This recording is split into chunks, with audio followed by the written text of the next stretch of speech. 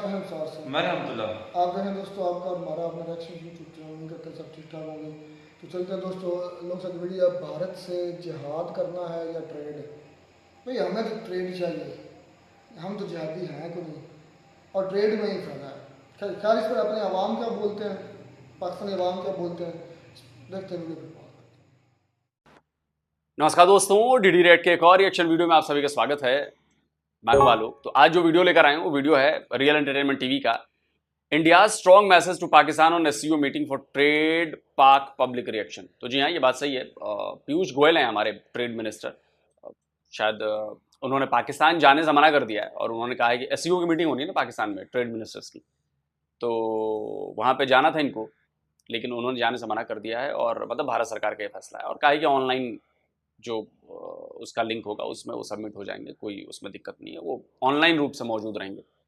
अब इस पर पाकिस्तान की जनता क्या कहती है, आइए देखते हैं। जीसी का स्टूडेंट है, चले स्टूडेंट भी मौजूद हैं, एक टीचर भी मौजूद हैं और एक हमारे पास मतलब जो जॉब करते हैं एम्प्लॉय हैं वो भी मौजूद हैं। बात करेंगे। सबसे पहले मुझे बताएं, पाकिस्तान का जो नेबर कंट्री जो सबसे बेहतर डेवलपमेंट की तरफ और उसकी इकॉनमी बेहतरी की तरफ जा रही है वो कौन सा कंट्री है? इंडिया और चाइना दोनों ही हैं। ठीक है, चाइना तो डेफिनेटली पहले से ग्रो कर रहा था, लेकिन इस time fastest growing economy India है। पाकिस्तान के साथ अभी खबर ये है कि पाकिस्तान ने एससीओ की मीटिंग में जो ट्रेड मिनिस्टर्स होते हैं उन्हें इनवाइट किया। इंडिया भी एससीओ का मेंबर है, लेकिन उन्होंने बोला कि हम पाकिस्तान नहीं आएंगे, यानी पाकिस्तान के साथ नो ट्रेड नो मतलब रिलेशन। उन्होंने बोला कि भाई ऑनलाइन हम ये सेशन अटेंड करेंगे। क्या वजह है, पाकिस्तान के साथ क्यों नहीं बिजनेस करना चाहते, क्यों नहीं रिलेशन बेहतर करना चाहते? एक्चुअली पता क्या बात है, मुझे इस सवाल पर एतराज है। भारत तो पाकिस्तान के साथ बिजनेस कर रहा था ना, भारत पाकिस्तान के साथ बिजनेस कर रहा था। भारत ने पाकिस्तान को मोस्ट फेवर्ड नेशन का दर्जा दे रखा था। ये स्क्रीनशॉट लगाया है, जाके पढ़ लीजिएगा, ढंग से पढ़िएगा। मोस्ट फेवर्ड नेशन का दर्जा बिजनेस करने के सिलसिले में दिया जाता है, जिसमें सामने वाले देश को जो देश दे रहा होता है, वो देश जिस देश को एमएफएन का दर्जा दिया गया होता है उसको कई सारी सहूलियतें देता है, रिवायतें देता है। पाकिस्तान को कई सारी ट्रेड में और बिजनेस में सहूलियतें दी गई भारत की तरफ से। पाकिस्तान ने कभी भी भारत को एमएफएन का दर्जा नहीं दिया। पाकिस्तान ने अगर बात भी चली तो वहां पर प्रोटेस्ट करके लोगों ने, पाकिस्तान के लोगों ने प्रोटेस्ट करके, जमातों ने प्रोटेस्ट करके एमएफएन का दर्जा नहीं देने दिया। तो भारत ने कैसे ट्रेड रोकी भाई? भारत क्यों बिजनेस नहीं करना चाहता? भारत बिजनेस करना चाहता था तब तो एमएफएन का दर्जा दिया हुआ था। और अभी 2019, 5 साल हो गए हैं, ट्रेड किसने रोकी है?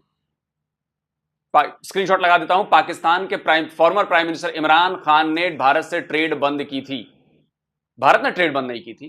तो यह कहना कि भारत बिजनेस नहीं करना चाहता, ये गलत नैरेटिव मत फैलाइए आप लोग। और सोहेब भाई, खासकर मैं आपसे तो ऐसी उम्मीद नहीं कर सकता हूं कि भारत ट्रेड नहीं करना चाहता। भारत अगर ट्रेड नहीं करना चाहता तो 1947 से नहीं करता। भारत ने हर वो कोशिश की, हर वो दर्जा दिया ट्रेड में जो देना चाहिए। पाकिस्तान ने कभी नहीं दिया, पाकिस्तान ने उस तरह से कभी रिस्पॉन्स नहीं किया।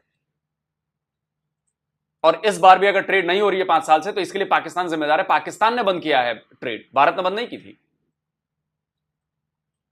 मान ले यार, बात है कोई भी चीज है ना वो ग्रास रूट पे देखी जाती है। ठीक है, आप बैकग्राउंड पर जाएं, पाकिस्तान 1947 से ऑनवर्ड चले ना, हमने जिनके साथ भी ट्रेड कॉन्ट्रैक्ट्स किए ड्यू टू पॉलिटिकल इंस्टेबिलिटी, उसको कैरी ऑन ही नहीं कर सके। यानी एक ही हुकूमत आई ड्यू टू सम रीजंस, ठीक है, वो जब खत्म हुई तो वो कॉन्ट्रैक्ट जो थे वो ऑब्सोलीट हो गए, वो बीच में रह गए एज इट इज। अब ईरान के साथ हमारा कॉन्ट्रैक्ट था गैस का, वो कॉन्ट्रैक्ट अभी तक उसको, बल्कि इवन के पेनल्टीज पाकिस्तान को पड़ने वाली है। रीजन क्या है कि पाकिस्तान उसको एग्जीक्यूट ही नहीं कर रहा। ऐसे ही है, whatever the reasons are, लेकिन एग्जीक्यूशन तो करो यार, आप उसको एग्जीक्यूट। उन्होंने तो इंटरनेशनल कोर्ट में हमारे ऊपर फाइन रख दिया है। और वो फाइन इतना है $18 बिलियन के अप्रोक्सीमेटली। तो वो तो पाकिस्तान चाहे तो जितना कर्जा है पाकिस्तान का उतना वो अदा भी नहीं कर सकता। ऐसे ही है। अच्छा, ये चाइना के साथ है, इसी तरह ईरान के साथ है, सॉरी ईरान के साथ है। इसी तरह सी पैक है हमारा, बंद है।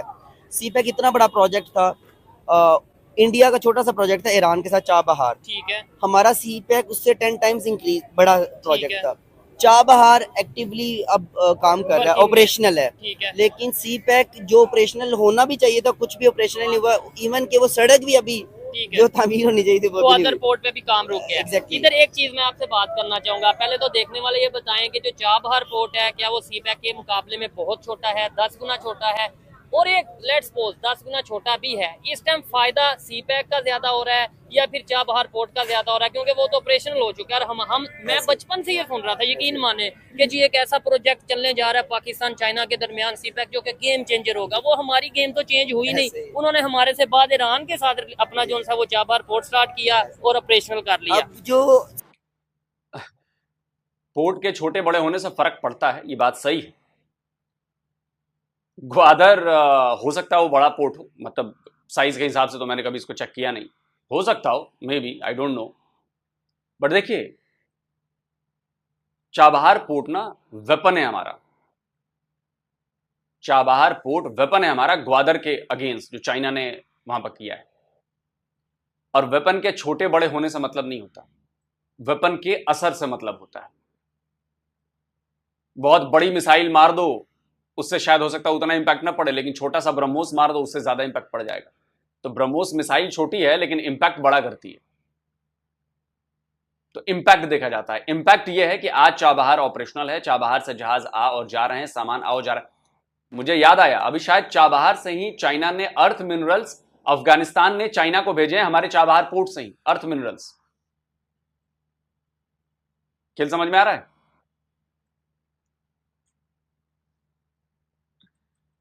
अफगानिस्तान से गए हैं तो इसलिए वो चाबहार पोर्ट के थ्रू गए। और ग्वादर पोर्ट का हाल ये है कि वो कुछ भी नहीं हो रहा वहां पे। शायद पिछले 3 या 4 साल में 15 से 20 जहाज आए हैं वहां पे, या शायद इस साल शायद 8 या 10 जहाज ही आए हैं। आप चाबहार देखो, आपको बिजी दिखेगा चाबहार। ये फर्क है। जो सी पैक की जो यहाँ पे ट्रैफिक आनी थी, जो वो- शिपमेंट और जो ट्रेड, वो चाबहार पे ठीक शिफ्ट हो है। गई है। उससे क्या हुआ है कि जो हमें बेनिफिट मिलना था वो बेनिफिट हमें एक तो मिला नहीं, दूसरा ये है, चाइना ने हमें तोहफे में नहीं दिया सी पैक, उसका लोन है, वो हमने रीपेमेंट करनी है एज पर कॉन्ट्रैक्ट, और वो उसे हम पता है कि करेंगे। हमसे होनी नहीं, और बाद में वो इंटरेस्ट भी हम पे करेंगे, ये सारी चीजें हम तोहफे में चाइना को देंगे भी, कान भी पकड़ के माफी भी मांगेंगे, फिर भी हमारा मसला हल नहीं ठीक होगा। है। अच्छा, आप उसे दे चुके हैं चाइना को, क्या बात कर रहे हैं आप लोग? क्या आप जानते नहीं है कि ग्वादर पोर्ट से जो कमाई होती है, स्क्रीनशॉट लगाया देख लीजिए, ग्वादर पोर्ट से जो कमाई होती है उसका 91% चाइना को जाता है। और ये मैं नहीं कह रहा, पार्लियामेंट में आपकी सरकार कह चुकी है कि अगर 100 रुपए कमाते हैं आप, 100 रुपए कमाते हैं, 91 रुपए चाइना ले जाता है, 9 रुपए आपको मिलते हैं।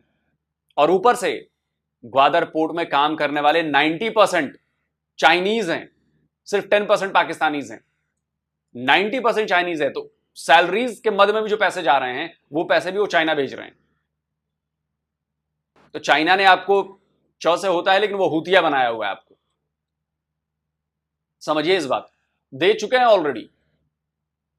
अच्छा शुक्र है कोई तो ऐसा इंसान मिला है जो लॉजिकल बात कर रहा, नहीं तो अदरवाइज अगर इंडिया पाकिस्तान की बात करें, 100 में से 90% पाकिस्तान यही कहेंगे कि भाई वो दरअसल हिंदू मुस्लिम या हम दरअसल वो हमारी शुरू से दुश्मनी चलती आ रही है, हम उन्हें नहीं पसंद करते, वो हमें नहीं पसंद करती, इसलिए ट्रेड नहीं हो रही। जबकि इंटरनेशनल लेवल पे ये चीजें मैटर ही नहीं करती। ऐसे तो चाइना और इंडिया की बात करें, आपस में उनके बहुत से ऐसे इश्यूज हैं, अगर हम बात करें उनकी, उनके आपस में इख्तलाफात बहुत से हैं, लेकिन ट्रेड वो कर रहे आप हैं। देखिए ना सर, नबी पाक सल्लल्लाहु अलैहि वसल्लम ने सबसे पहले मुआहिदा यहूदियों के साथ किया, ठीक उनकी है। सुन्नत से साबित है। आप मजहब की बुनियाद पर अपने ट्रेड नहीं छोड़ सकते। ठीक है, उन्होंने पूरी दुनिया के मुस्लिम्स के साथ बिजनेस करके अपनी कंट्री को स्ट्रॉन्ग कर लिया। किया। हमने जी ये बुत परस्त है, ये यहूदी है, ये ईसाई है, ये फलां है, ये हिंदू है। हम कहाँ पे खड़े हैं सर? हम्म। आप पूरी दुनिया में मुस्लिम उम्मा को देखे ना, हम कहाँ पे खड़े हैं? ठीक है। रीजन हम कहीं ना कहीं तो गलत है ना। गलत है। वो मुसलमान जिसने स्पेन में 1000 साल हुकूमत की, ठीक है, आज वो मुसलमान दरबदर रुसवा हो रहा है। ठीक है, इसके पीछे क्या है?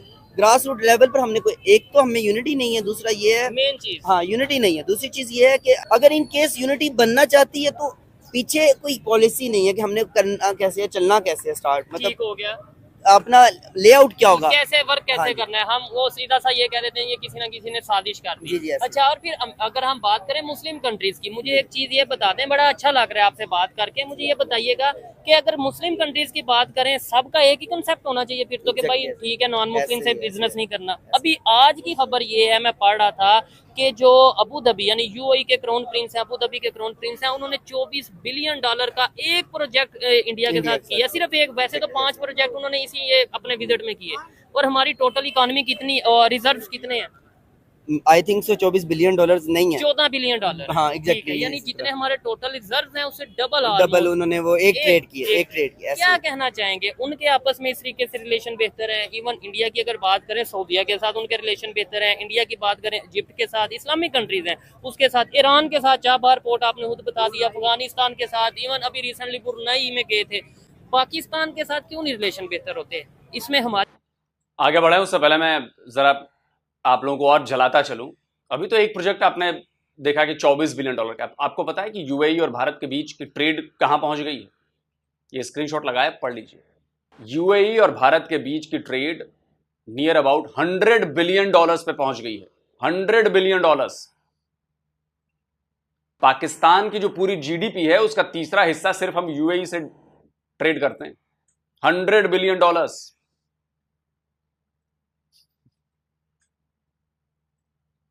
इसमें हमारी गलती है या उनकी गलती? मैं तो यही समझूंगा कि हमारी गलती है। रीजन ये है कि इंडिया हमारा नेबरिंग है। कंट्री है। अगर हम उनसे ट्रेड करते हैं, आप देखें लाहौर से इंडिया का बॉर्डर ठीक है, है, ये जो वाघा बॉर्डर है 20 किलोमीटर्स भी नहीं है अप्रोक्सीमेटली। आप 20 किलोमीटर्स पे अगर आप ट्रेड कर रहे हो दुनिया की बेस्ट इकोनॉमी के साथ, तो आप कहाँ पे खड़े होगे ठीक है। आने वाले वक्त में? देखिए, वो कहते हैं पंजाबी में कि तगड़े दा दोस्त भी तगड़ा हो जाता है। ऐसे ही है। ਤੁਸੀਂ ਦੋਸਤੀ ਤੇ ਕਰੋ यार, ਅੱਗੇ ਵਧੋ ਨਾ। ਤੁਸੀਂ ਬਿਜ਼ਨਸ मतलब मजहब ਨੂੰ ਵਿੱਚ ना ले आओ। हाँ, आप बिजनेस अपना में अब इस तरह की चीजें आप अपना बिजनेस स्टार्ट तो करें। आप उसमें भी आप प्याज और टमाटर तक महदूद हैं। ठीक है, और वो भी नहीं अब हो रहा। हाँ, वो भी मैंने नहीं हो सुना दुबई के थ्रू आता है। जी, जी। मैं इनसे भी एक दो चीजें पूछूंगा फिर आपसे लास्ट में, क्योंकि आपका खाना आ गया, एक दो बात आपसे करके माइंड अप करें। अच्छा सर, मुझे ये बताएं, आप स्टूडेंट हैं, आप मुझे ये बताएं, ये टीचर हैं, मुझे तो इनसे बात करके बड़ा अच्छा लगा। आपकी क्या ओपिनियन है? इंडिया हमारे साथ ट्रेड नहीं कर रहा या हम इंडिया के साथ ट्रेड नहीं कर रहे, या होनी नहीं चाहिए? हम इंडिया के साथ ट्रेड नहीं कर रहे, इंडिया तो करना चाह रहा हो। तो क्या आप कहते हैं कि नहीं होनी चाहिए? होनी चाहिए। तो फिर क्यों नहीं हो रही? पाकिस्तान के लिए वो चीज जो उसको फायदा दे, वो हर लिहाज से पाकिस्तान के साथ होनी चाहिए। होनी चाहिए ठीक है, डेफिनेटली। वो चाहे ट्रेड इंडिया की तरफ से है, या चाहे दुनिया किसी के और किसी कंट्री के जी। साथ है। वो अगर उससे पाकिस्तान को कोई फायदा मिलता है, बेनिफिट मिलते हैं, तो पाकिस्तान को उसके साथ और ट्रेड करनी हो चाहिए। क्यों नहीं रही, मैं ये कह रहा हूँ, हम क्यों नहीं कर रहे?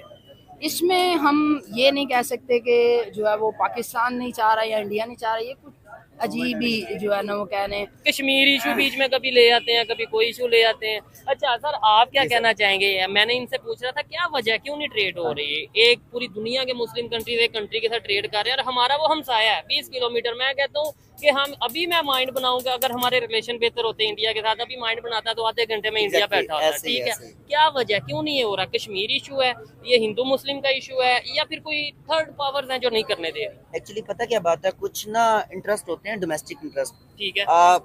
लाइक कि अभी हम कुछ ऐसी चीजें थी जो अभी मैं आपसे ऑफ द रिकॉर्ड भी बात कर रहा था। ठीक है, कुछ ऐसे फैक्टर्स हैं जो टेक्निकली बढ़ने ही नहीं दे रहे आगे। ठीक है। आप बैकडोर स्मगलिंग से उनको 4 पैसे ज्यादा बचने हैं। ठीक है। ओपन ट्रेड करने का उन्हें फायदा नहीं है।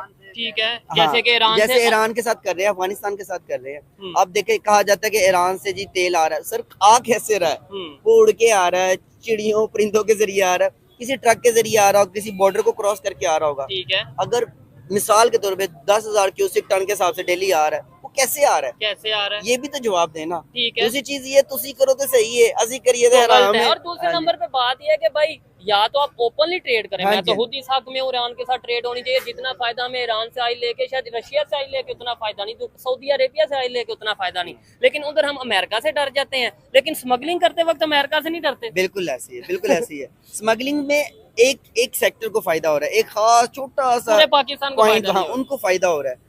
अगर ओवरऑल उसको लीगली आप अलाउ करेंगे, ईरानी तेल को, इधर से इंडियन प्रोडक्ट्स को, तो पूरे पाकिस्तान को ग्रास रूट लेवल पर सबको लेकिन फायदा उसमें होगा। ये है ना, कंसेप्ट ऐसा बना दिया गया है। ईरान के साथ तो चलो हमें खबरों में नहीं बताया जाता, लेकिन इंडिया के साथ कंसेप्ट ऐसा बना दिया गया, आम पब्लिक के माइंड में ये बैठा दिया गया। मैं कहता हूँ आप बहुत रेयर केसेस हैं, आप जैसे जो ये कहते हैं लॉजिकल बात करते हैं। अदरवाइज मोस्टली तो यही कहते हैं ना कि यार वो तो हम उनसे ट्रेड नहीं करेंगे जब तक कश्मीर का इशू नहीं हल होगा, हम उनसे ट्रेड नहीं करेंगे जब तक वो मुसलमानों पे जुल्म नहीं बंद मैं एक करेंगे। चीज इसमें ऐड करूं, हाँ। पाकिस्तान ट्रेड नहीं उनके साथ करता, उन्हें 1% कोई नुकसान नहीं है। लेकिन हम उनसे ट्रेड नहीं ना कर रहे, हमें 36 का घट है, ठीक है, हमें नुकसान ही नुकसान तो है। ये आम पब्लिक को बात कैसे पता चलेगी? सिर्फ अवेयरनेस आपके Awareness, थ्रू, ये आपके चीज़ थ्रू है, इंशाल्लाह। ऐसे ही है। और मेन स्ट्रीम मीडिया को चाहिए कि इन चीजों के ऊपर डिस्कशन करे। मतलब ये नफरतें आपने 76 साल 77 साल 78 साल नफरतें बिखेर के, अगर तो कुछ हासिल हुआ तो आगे भी नफरतें बिखेर लें।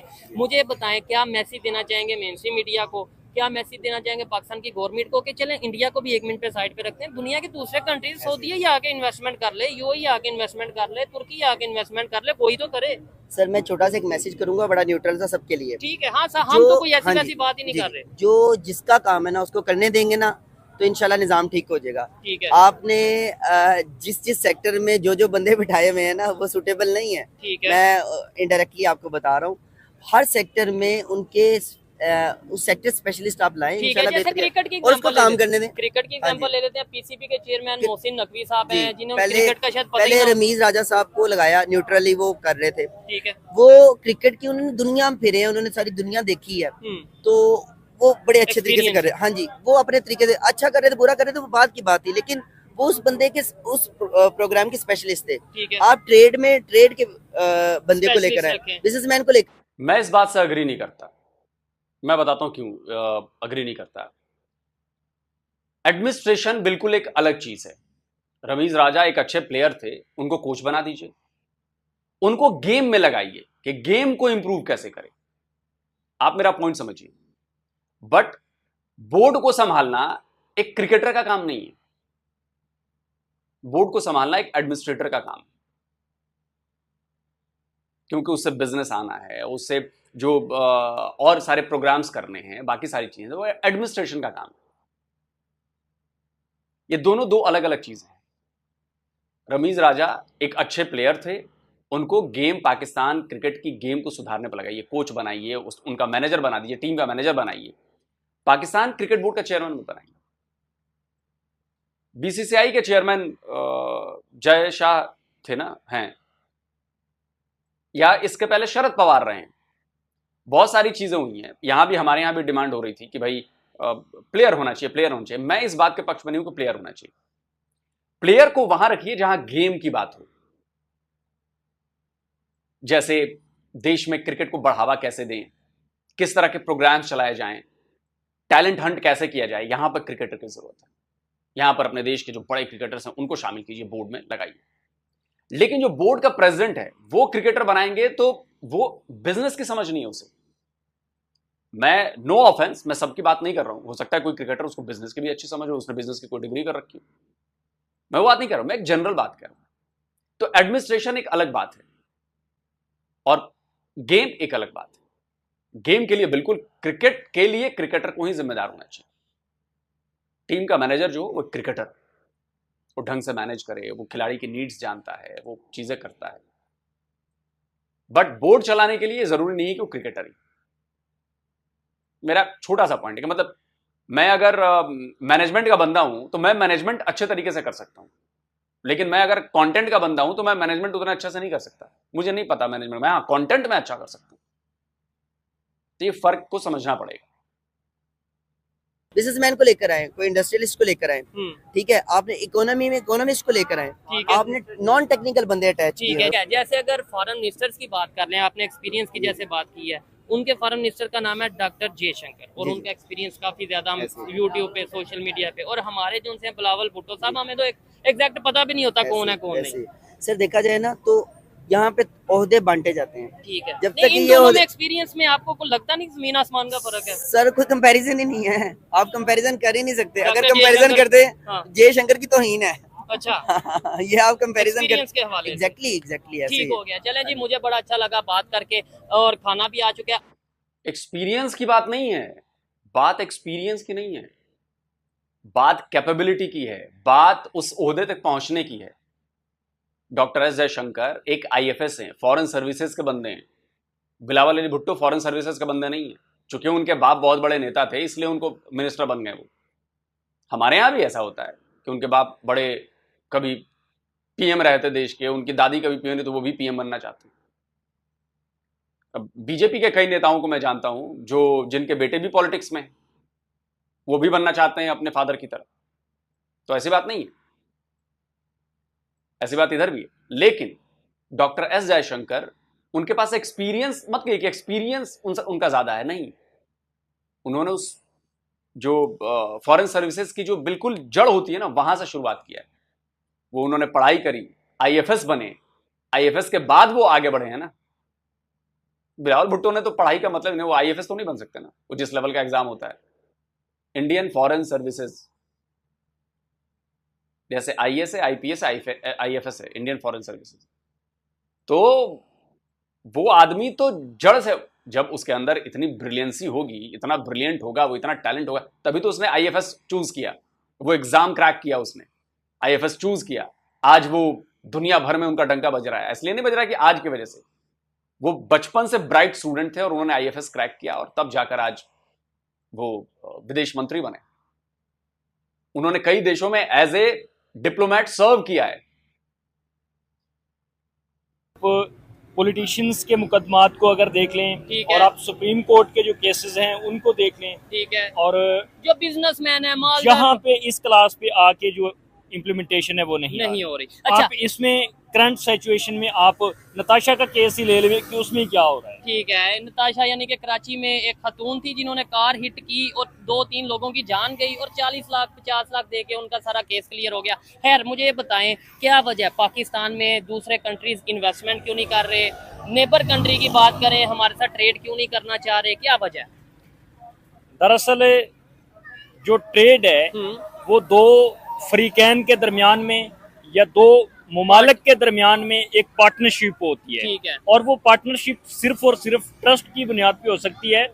तो हमारी गवर्नमेंट्स और हमारे अदारे इस वक्त ट्रस्टेबल नहीं है। अच्छा। और जो भी इकोनॉमिस्ट हैं वो इस बात पे एतमाद नहीं कर सकते, और इसी वजह से बेसिक यही वजह है कि लोग यहाँ पे इन्वेस्ट नहीं करते। ठीक है, और ये बड़ी लॉजिकल, मैं समझता हूँ टू द पॉइंट इन्होंने आंसर किया कि भाई कोई भी ट्रेड है, कोई बिजनेस है, अगर मैंने इनके साथ करना है या किसी कंट्री ने दूसरे कंट्री के साथ करना है, जब तक ट्रस्ट ही नहीं होगा तब तक बिजनेस क्या 1 रुपए का भी कोई यहाँ पे नहीं करेगा, इन्वेस्टमेंट नहीं करेगा। और क्या वजह समझते हैं हम? अगर देखें, अभी अबू धाबी के प्रिंस इंडिया के विजिट पे गए, $24 बिलियन का सिर्फ एक प्रोजेक्ट के ऊपर उन्होंने अपने एग्रीमेंट किया। इसके अलावा और भी मजीद जो उनसे उन्होंने डील्स की हैं, प्रोजेक्ट किए हैं। पाकिस्तान के साथ क्यों नहीं इस तरीके से इंडिया डील करता? इसमें दूसरी चीज ये भी है हाँ। कि जिस वक्त कोई भी इन्वेस्टर पाकिस्तान में आके कोई चीज इन्वेस्ट करता है, फॉर एग्जांपल वो रियाल पाकिस्तान में भिजवा देते हैं, ठीक है। 1 अरब रियाल अगर वो पाकिस्तान में भिजवाते हैं तो पाकिस्तान में आने के बाद जब वो इन्वेस्ट होगा तो वो पीकेआर में तब्दील हो जाएगा। ठीक है। और पीकेआर का कोई पता नहीं कि किस वक्त डॉलर की कीमत बढ़ जाए और पीकेआर की कीमत कम हो जाए। ठीक है। हो सकता है कि उन्होंने जो 1 अरब रियाल पाकिस्तान में भिजवाया है वो 6 माह के बाद 1 अरब की बजाय उसका 50% रह जाए। इतनी पाकिस्तान की जो करेंसी है वो डाउन हो रही है, इकोनॉमी इतनी डिवैल्यू हो जाए तो वो अर्न कहाँ से करेंगे? ठीक है। कोई भी यहाँ पर इन्वेस्टर आएगा, अगर वो इन्वेस्टमेंट करेगा तो जब उसकी जो कैपिटल है वही अगर डिवैल्यू हो जाता है तो उसने उस पे इनकम क्या जनरेट करनी है उसकी। और आपको इवन नहीं के लगता- यहाँ पे तो इन्वेस्टमेंट डूबने के चांसेस होते हैं। ठीक है। बाज़ मैं कंपनी ला कर जैसे कि काम करता हूँ तो हमारे पास कुछ लोग आते हैं, वो कहते हैं कि यार मैंने 2018 में एक कंपनी स्टार्ट की थी जिसमें मेरी 10 करोड़ रुपए इन्वेस्टमेंट थी। ठीक है। 2021 में आके मैंने जब हिसाब किया तो उसमें 15 करोड़ रुपए मुझे लॉस हो चुका है। अब इस देखिए ये बात अलग है, पीकेआर में कन्वर्ट तब होगा जब आप उस मनी का इस्तेमाल करेंगे। जब वो 1 अरब रियाल आपके स्टेट बैंक में पड़ा रहेगा तो 1 अरब रियाल पड़ा रहेगा, और जब भी उसको आप इनकैश करना चाहेंगे, जब उसको चेंज करना चाहेंगे, उस वक्त जो रेट चल रहा होगा उस हिसाब से होगा। अगर उस वक्त डॉलर के जो रेट होंगे उस हिसाब से होगा, उस वक्त जो पीकेआर का रेट होगा उस हिसाब से होगा। ऐसा नहीं है कि 1 अरब आपके स्टेट बैंक ऑफ पाकिस्तान में आ गए 1 अरब रियाल, उसी वक्त वो पीकेआर में कन्वर्ट होगा, नहीं, ऐसा नहीं होता। फॉरेक्स रिजर्व है, वो फॉरेक्स के रूप में रखे हुए हैं। जैसे हमारे पास अगर अभी रिपोर्ट आई थी, अभी मतलब टॉप पे हम चल रहे हैं, शायद $700 बिलियन के करीब पहुंच गए हम फॉरेक्स रिजर्व में। तो वो हम पैसे में थोड़ी नहीं कन्वर्ट करते हैं, रुपए में, वो फॉरेक्स रिजर्व है, वो उसी फॉर्म में रखा हुआ है। तो 1 अरब रियाल जब तक आप खर्च नहीं करेंगे तब तक वो 1 अरब रियाल ही रहेगा। अब 1 अरब रियाल आज से 20 साल बाद अगर वो उसकी कीमत बहुत ज्यादा बढ़ जाती है तो आपका फायदा है। इस पॉइंट को समझिए आप, ऐसा नहीं होता। की वजह से पाकिस्तान में ना आया हो।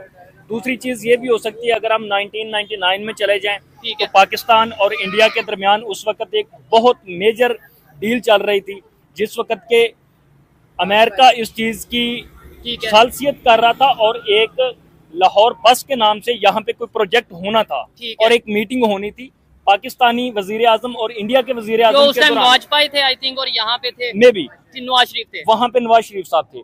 और उसी दौरान हमारी कुछ लोगों ने, हमारे कुछ अदारों ने इस कॉन्ट्रैक्ट की खिलाफ वर्जी करते हुए, हालांकि असूल ये होता है कि जिस वक्त मुसालियत चल रही है तब तक दोनों फरीकैन पुरअमन रहें, हमने इस चीज को पुश डालते हुए हमने कारगिल वार शुरू कर दी। कारगिल पे हमने अटैक कर दिया उस वक्त, और इसी वजह से आज भी वो हमारे पाकिस्तान में आने के लिए तैयार नहीं है। एक तो सिक्योरिटी रीजन भी हो सकती हैं, दूसरा वो पाकिस्तान पे इस हवाले से ट्रस्ट भी नहीं करते।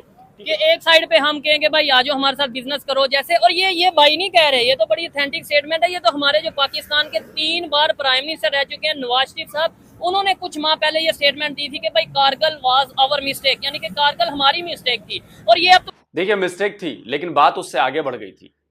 भारत ने दोस्ती का हाथ बढ़ाया। जब नरेंद्र मोदी पीएम बने, वो नवाज शरीफ से मिलने गए, बिन बुलाए गए, बहुत बड़ा मैसेज था। इसके अलावा जब पहली बार पीएम बने नरेंद्र मोदी, तो उन्होंने नवाज शरीफ को बुलाया अपने शपथ ग्रहण में। ये स्क्रीनशॉट लगाए हैं मैंने, दोनों के खबरों के लगा दिए हैं, ये दोनों खबरें ऑथेंटिक हैं।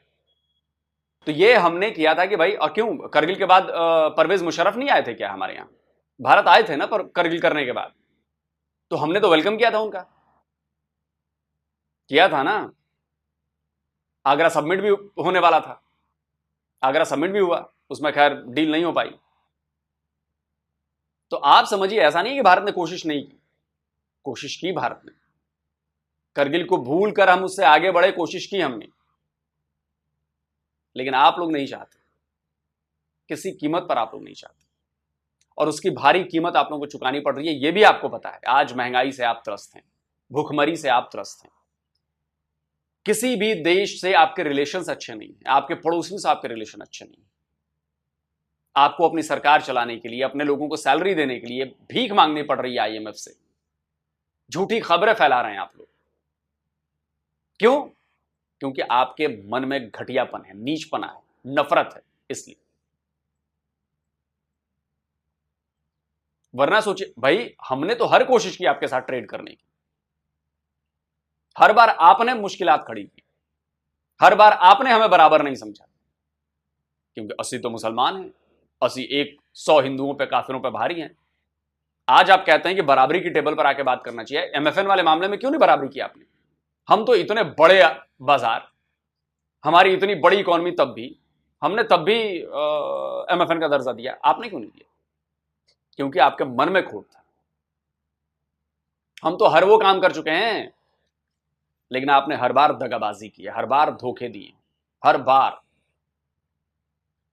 तो अब भुगतो। अब हमने भी कह लिया कि अब बहुत हो चुका है, अब नहीं करना कुछ, इनफ इज इनफ, बंद सब कुछ। और देखिए आज हमारे अबू धाबी के प्रिंस आए, क्राउन प्रिंस आए, कितनी सारी चीजें हुई, हमारी आईआईटी वहां पे खुल गई, हमारी दखल बढ़ रही है वहां पर पूरी दुनिया में, मिडिल ईस्ट में बढ़ रही है, मुसलमान कंट्रीज से बढ़ रही है। क्यों बढ़ रही है? ये दिखा रहा हूं, ये देखिए, ये तस्वीर है, इस पर मोदी जी की जैकेट पर देखिए कितने तमगे लगे हैं। इनमें से कई ऐसे तमगे हैं जो मुसलमान देशों ने दिए अपना सर्वोच्च सम्मान। उसमें यूएई है, सऊदी अरब है, इजिप्ट है, इनफैक्ट पैलेस्टाइन है, फिलिस्तीन ने उनको दिया हुआ है। और आप कहते हैं कि मुसलमानों का दुश्मन है, और ये तो फिलिस्तीन जैसा देश भी दे रहा है। तो आपकी 2 कौड़ी की औकात नहीं है, आपके बोलने से कोई फर्क नहीं पड़ता। फर्क पड़ता है सऊदी अरब के बोलने से, फर्क पड़ता है यूएई के बोलने से, फर्क पड़ता है कतर के बोलने से, फर्क पड़ता है फिलिस्तीन के बोलने से। और ये लोग भारत के लिए बोलते हैं और भारत के पीएम का बड़ा सम्मान करते हैं और अपना सर्वोच्च सम्मान दे चुके हैं, हाईएस्ट अवार्ड। इससे बड़ी बात और क्या होगी मुस्लिम उम्मा को मैसेज देने के लिए? इससे बड़ी बात नहीं हो सकती। आप लोग पिछड़ चुके हैं। दोस्तों आप कमेंट करके बताएं आप क्या कहते हैं। जल्दी मिलता हूं एक और नए वीडियो के साथ। नमस्कार, जय हिंद। तो अगर आप चाहते हैं मुझसे बात करना, मुझसे कोई सवाल पूछना, तो फैन कॉल पर आप मुझसे कनेक्ट हो सकते हैं। फैन कॉल में ये सुविधा है कि आप अपने हिसाब से वहां पर जाकर टाइम स्लॉट बुक कर सकते हैं कि आपको फलाने दिन मुझसे बात करनी है, फलाने टाइम पे मुझसे बात करनी है। लेकिन ये भी बता दूं कि ये पेड सर्विस है। तो जी दोस्तों वीडियो होगी ख़त्म। जैसे कि मैं वीडियो शुरू में बोल चुका हूँ, भाई हमें तो क्या करना है, ट्रेड ही करनी, बिल्कुल। जिहाद की हमें ज़रूरत नहीं है। नहीं ज़रूरत है, लेकिन इंडिया के साथ कह लेंगे हमें ये फैसला कर ले इंडिया के साथ हमें ट्रेड करना है कि जिहाद? नहीं, जहाँ पर जिहाद है वहाँ पर जिहाद अब कहाँ है? जहाँ पर इंडिया के साथ जिहाद कहाँ पर है? जिहाद है, जंग की सूरत में है तो जिहाद करना चाहिए। जंग और है, जिहाद और है।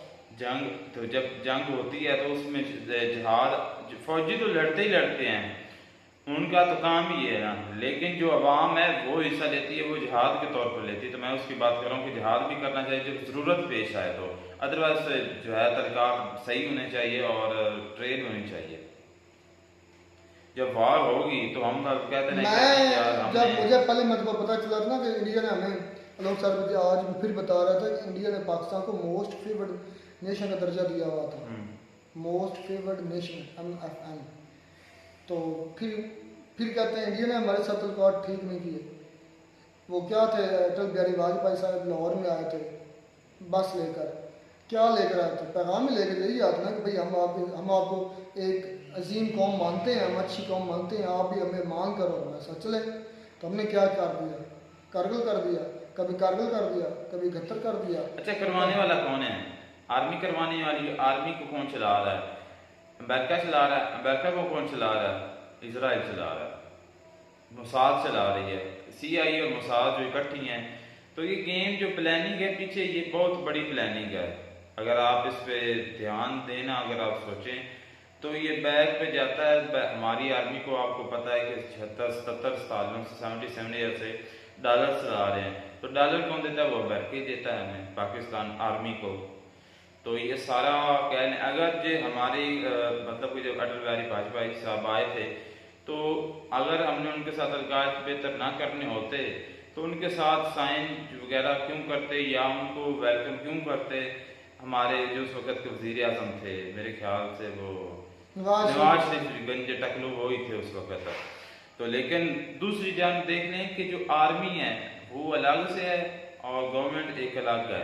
तो इस वक्त तो बल्कि शुरू से ही चला रही है हमारी आर्मी, गवर्नमेंट को चला रही है। तो आप खुद भी सोचना चाहिए कि ये हो क्या रहा है। जिस तरह मोदी साहब ने खुद कहा था कि मुझे समझ नहीं लगती कि पाकिस्तान को कौन चला रहा है, ना मुझे समझ लग रही गवर्नमेंट चला रही है कि पता नहीं आर्मी चला रही है। लेकिन अब तो खुल के सामने आ गया कि भाई आर्मी चला रही है। अच्छा बात है चाबार और अपना क्या ग्वादर की। भाई ग्वादर से तो सारा के सारा जो फायदा है वो उठा रहा है चाइना। 91% जो भी कमाई होती है उसकी वो चाइना में जा रही है। 9% अब हमारे यहाँ जो खाते में आती 9 रुपये, 100 में से 9 रुपये, हमने क्या करना है? चले 50-50 होता है, चले वो भी एक अलग सीन था।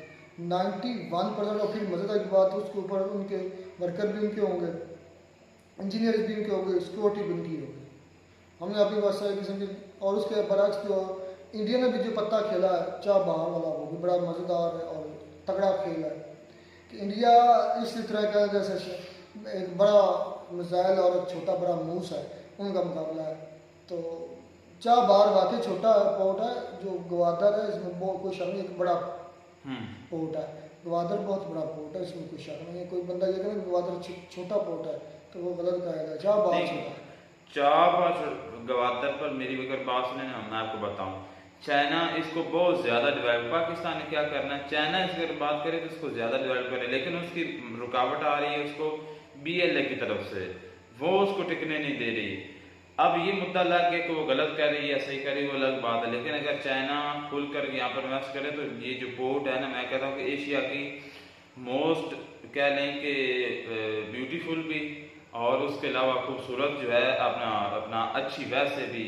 इसके कहते हैं कि जो गहराई है ना वो दूसरी पोर्ट से ज़्यादा है इसकी, ग्वादर पोर्ट की। लेकिन इसके बदले में कराची पोर्ट देखा जाए तो वो भी है, लेकिन हमारी गवर्नमेंट ने, पाकिस्तान ने इस पर कभी ध्यान ही नहीं दिया।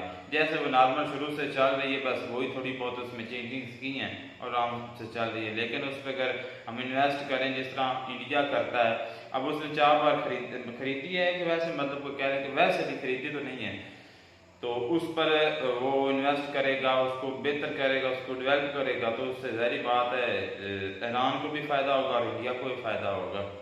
तो मेरे ख्याल से जो चाबार के मुकाबला किया जाए ना अगर ग्वादर से, तो ग्वादर पोर्ट जो है वो बड़ी है और एक बड़ी एयरपोर्ट रकबे के लिहाज से भी हो सकती है, और गहराई की अगर बात करें तो इस लिहाज से भी मैं कहता हूँ कि जो ग्वादर एयरपोर्ट है वो उसकी गहराई कहते हैं बहुत ज़्यादा है, जहाँ पर शिप खड़ा होता है। दूसरी जो पोर्ट्स होती हैं उसकी जो जहाँ पर शिप खड़ा होता है वहाँ पर वो पानी की जो सतह होती है वो ऊपर तक होती है, यानी कि इतनी गहराई नहीं उसमें होती। ऐसे ही है। तो इंडिया ने हमारे साथ रिकॉर्ड बिल्कुल ठीक किए हैं और करने की कोशिश की है। हमने कभी उनको चैन से टिकने नहीं दिया। अभी आप देख भी रहे हैं कि मैं तो ये हैरान हूँ जब इंडिया में ऐसी मीटिंग हुई थी तो पाकिस्तान के फॉरेन मिनिस्टर चले गए थे, लेकिन इंडिया का एक जो वर्कर है या एक किस्म का ट्रेडर है या एक किस्म का बिजनेस वो नहीं आ रहा। उसने कहा भाई मैं ऑनलाइन अगर ये कहीं हुई वो नहीं, वो कौन होता है यानी ये नाम आने वाला, मैं बताता हूँ। हाँ हकीकत बात है, उसको अगर उसका कहने के बॉस कह के जाओ तुम जाओ, तो उसकी क्या हिम्मत है, उसकी क्या जरूरत है कि वो कहे बॉस को मना कर दे। तो बॉस कौन है? पीएम होता है, फॉरेन मिनिस्टर होता है, ये दूसरे जितने भी गवर्नमेंट के जो कहने के बड़े अहदेदारान होते हैं, उन्होंने अगर कहना है तो वो क्यों नहीं आएगा? उसकी वजह से इतनी जरूरत है कि वो अपने बॉस को मना कर दे। ऐसे में उसकी गवर्नमेंट जो है वो ऐसा कह रही कि हमने पाकिस्तान नहीं जाना, तो इस वजह से उसका कहना बनता है आगे से।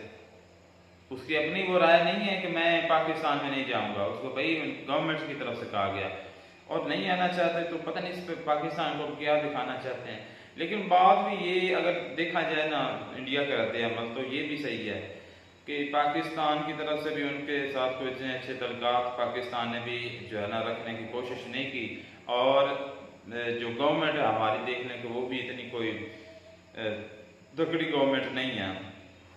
लेकिन जहाँ पर दूसरी कंट्री आ रही है आप भी वहाँ पर आ जाए, दिल में आपके जो भी है, लेकिन एक खाना पूरी करने के लिए आ जाए। लेकिन इंडिया वो उससे भी हाथ कह लें कि रोक रहा है। और वैसे शर्मिंदगी की बात है हमारे लिए, बहुत बड़ी शर्मिंदगी की बात है कि हमारा फॉरेन मिनिस्टर बिलावल भुट्टो भाई इधर वो क्यों आए हैं? वो भी चला जाता है। आपके अवाम के जो वो कहते हैं हमें जिहाद करना है इंडिया के साथ, एक ये दूसरा आपके इधर कोई सिक्योरिटी का इतना कोई खास इंतजाम नहीं है, क्यों है? जब आपने गजवा हिंद करना है उनके खिलाफ तो आप वो क्यों इधर आएंगे? गजवा हिंद करने वाली कौम खैर हम में वो क्वालिटीज जो है ना नहीं है। करना तो है ना, मानते ईरान तो मानते तो हैं, खैर मुसलमान हर मुसलमान मानता है। ये तो आप इंडिया से आगे क्या है अपना बांग्लादेश है, बांग्लादेश से आगे क्या है मलेशिया है, इंडोनेशिया है। उनसे पूछेंगे ना तो वो भी अगर उनको इसके बारे में पता, बल्कि पता ही हर मुसलमान को पता है, तो वो भी कहेंगे कि हमने गजवा हिंद में हिस्सा जरूर लेना है, तो वो भी लेंगे। अब इसमें पाकिस्तानी मालदीव के जो जितने भी हैं गैर मुस्लिम वो भी इसमें हिस्सा लेना चाहेंगे, तकरीबन हर मुस्लिम लेना चाहेगा। चलो जी, ख्याल मिलते हैं नई वीडियो में। God bless you.